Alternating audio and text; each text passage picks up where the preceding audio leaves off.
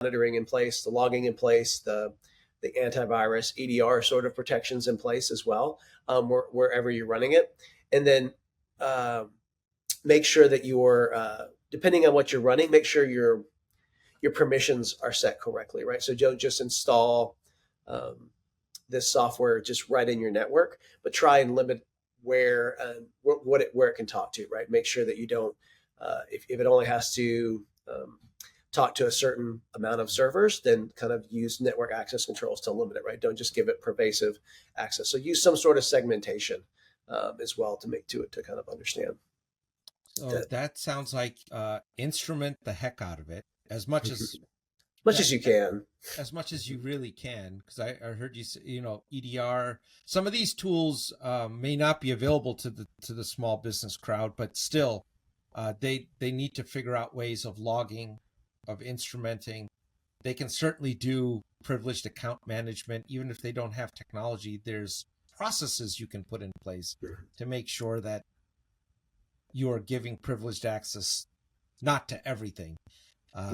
I can't tell you the number of databases that we've come across that still have their original factory passwords. Factory passwords. Absolutely. Yeah. Yeah.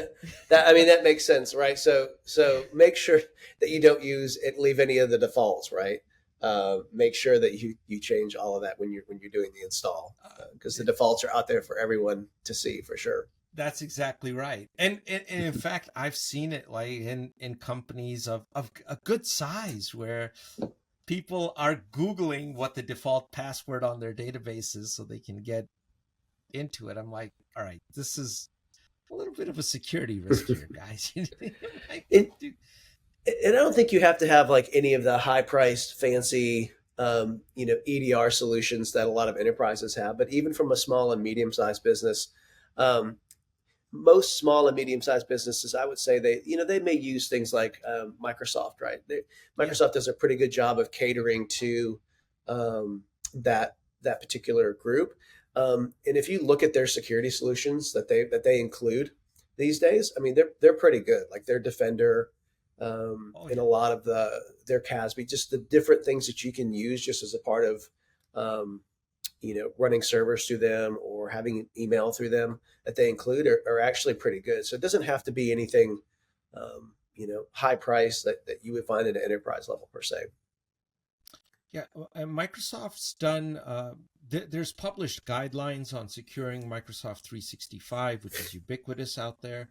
Mm-hmm. Something that we see is a lot of times, it's just reading through that, and there's a lot of misconfigurations out there that lead to security gaps, and they're not intentional. It's just doing the work, right? Reading about it and then actually doing the work and executing it. And sometimes, in the SMB space, it's a matter of expertise and workers as well, right? So sometimes you have one guy who um, has to wear several different hats, right? And so it's not intentional that they leave things like that. But Microsoft has done a pretty good job of being able to run reports, giving you like Security Center and some other tools that you can use to make sure that you haven't left anything open and your ports aren't open and that you have it configured correctly. You're right.